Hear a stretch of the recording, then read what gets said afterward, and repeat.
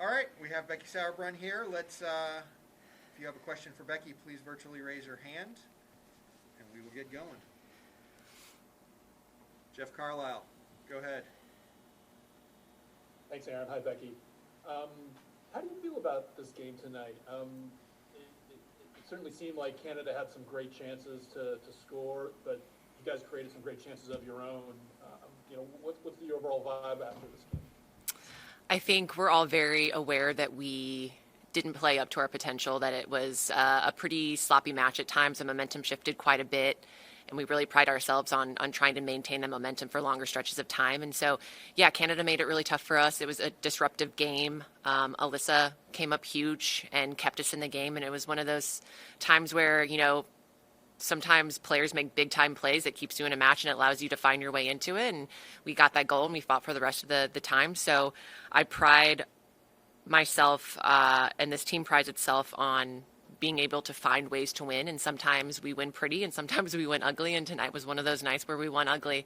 But it's important that when things aren't going right, that we're not vibing right, that we can find a way to win. And we did that tonight, which is a good sign about this team and this team's mentality. Just as a follow-up, what's it like to see a triple substitution when Rose and Alex and I'm forgetting the third person. Kristen. Kristen Press. Kristen Press.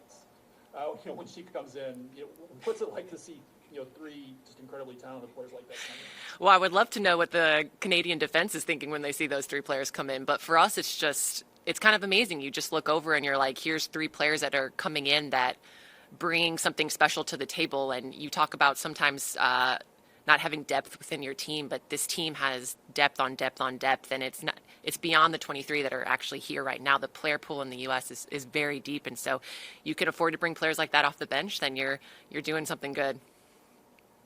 Okay, thanks very much. Thanks, Jeff. Let's go to Steph Young. Go ahead, Steph. Thanks, Aaron, and thanks, Becky. Middle of the game, there was kind of a snafu in midfield. All of a sudden, you have Michelle Prince running it, you and Abby Dahlkemper. What was your perception of, how that breakdown happened and the 1v2 that resulted, just from your perspective? Yeah, Canada's a great team, and so when you lose balls in opportune places, like, they're going to capitalize on it, and it happened a few times, and you're going to find yourselves in number down situations, and that's just when your kind of defensive instincts cut in. And in that play in particular, for me, it became she could shoot it or she could try to pass it, and so I tried to play the angle correctly, and luckily it kind of bounced off, I think, the inside of my thigh, and Alyssa came up big and got her hand to it, and so luckily, you have to make tough decisions sometimes and play the angles and play the chances, and sometimes you're right and sometimes you're wrong, and luckily we were right most of the time tonight. All right, thank you. Jonathan Tannenwald, go ahead. Thank you, Aaron. Becky, we've heard in recent days from both Crystal Dunn and now Margaret Purse about the amount of latitude the outside backs have to go forward in Vlatko's setup, and cliched question as it is, I realize, but how does it affect your role of things and the center backs role of things, and maybe even whoever's playing the six? Oh yeah, the onus when you have very great technical, tactical, attacking outside backs, the onus is really on the center backs and the six for countermeasures. And I would say tonight we did not do a great job at setting up our countermeasures, and that is a responsibility that falls tonight on Abby and I and on Julie. And so it's bringing the right numbers back. You always want to be in a +1 situation.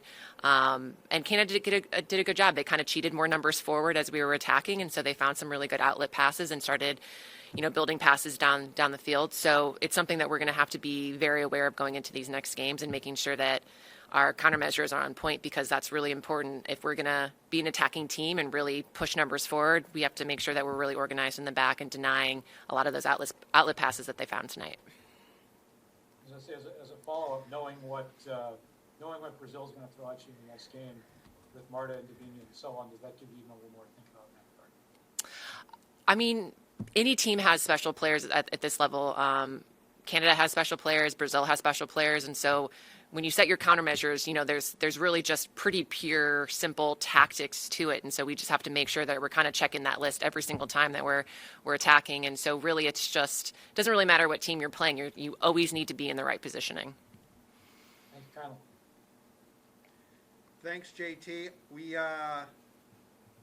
need to get going. We need to get Becky back on the bus. So thanks very much, Becky, for your time. And we'll see you guys all on match day -1. Thank you. Thanks, guys.